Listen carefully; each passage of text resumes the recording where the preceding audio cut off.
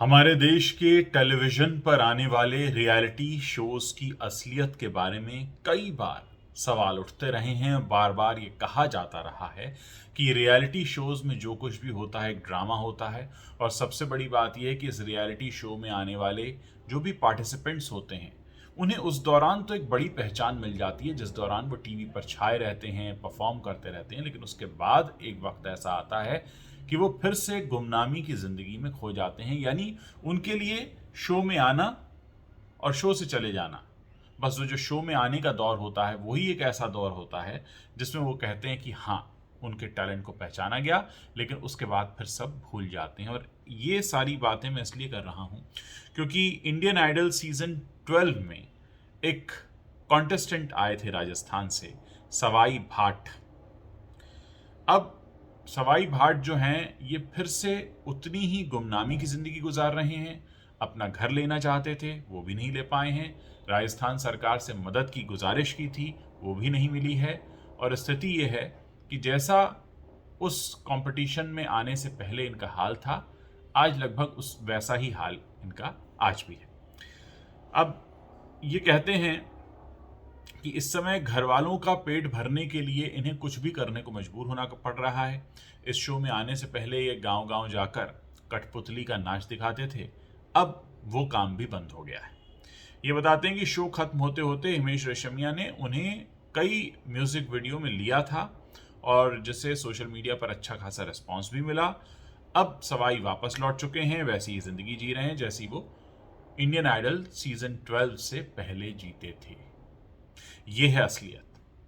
अब इस एक खबर में जिस पर मेरी नज़र पड़ी है उसमें साफ तौर पर लिखा है कि सवाई भाट अभी भी गरीबी से जूझ रहे हैं। उनका सपना था कि वो खुद का घर खरीद पाएं, लेकिन अभी तक ऐसा नहीं हो पाया है।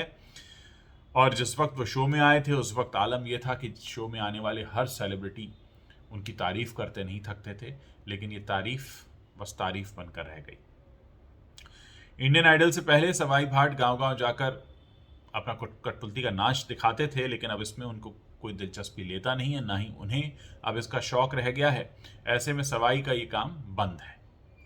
अब सवाई किसी तरह अपने घर वालों का पेट भर रहे हैं और राजस्थान सरकार से भी अपील की थी, कोई रिस्पॉन्स नहीं मिला। ये है स्थिति।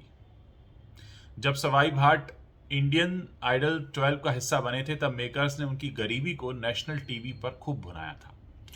इस बीच सवाई भाट की कुछ पुरानी तस्वीरें भी वायरल हुई थी जिसमें वो बहुत कूल डूड बने नजर आ रहे थे। बाद में बात सामने आई कि लाइव शो का हिस्सा बनने के लिए उन्होंने वो गेटअप लिया था।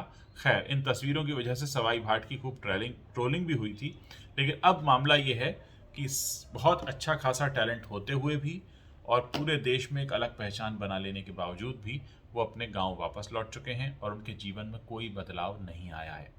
इस कहानी को यहाँ कहने का मकसद इतना है ताकि आप ये समझ सकें कि रियलिटी शोज़ में जो दिखाया जाता है कि जीवन बदल जाता है, ऐसा नहीं होता है। बहुत कम लोगों के साथ ऐसा हुआ है।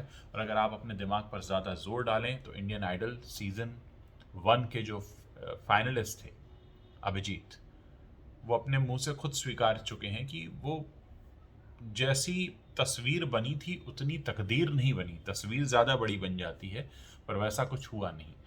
तो कुछ भी अपने बच्चों के लिए, अपने आसपास के लोगों के लिए अगर आप रियलिटी शो में भेजने के प्लान कर रहे हैं तो इस तरह की कहानियों पर जोर मैं इसीलिए देता हूं ताकि जो हकीकत है वो सामने आए और लोग बहुत एक पैशनेट होकर जो डिसीजन ले लेते हैं वो ना लें, अपने ज़मीनी धरातल पर रहें। शो में आना है, आइए, लेकिन ये मत सोचिए कि उसके बाद जीवन बदल जाएगा, क्योंकि ऐसा कुछ होता नहीं। मुझे लगा कि मेरे मंच पर ये कहानी मुझे कहनी चाहिए, क्योंकि बहुत से लोग मुझे भी अक्सर मैसेज किया करते हैं कि हमें बस एक बार चांस मिल जाए तो उसके बाद तो जीवन बदल जाएगा, लेकिन ऐसा होता नहीं है। उम्मीद है मैं अपनी बात आप लोगों को समझा पाया हूँगा और इस पर आप अपनी क्या राय रखते हैं मुझे ज़रूर बताइएगा।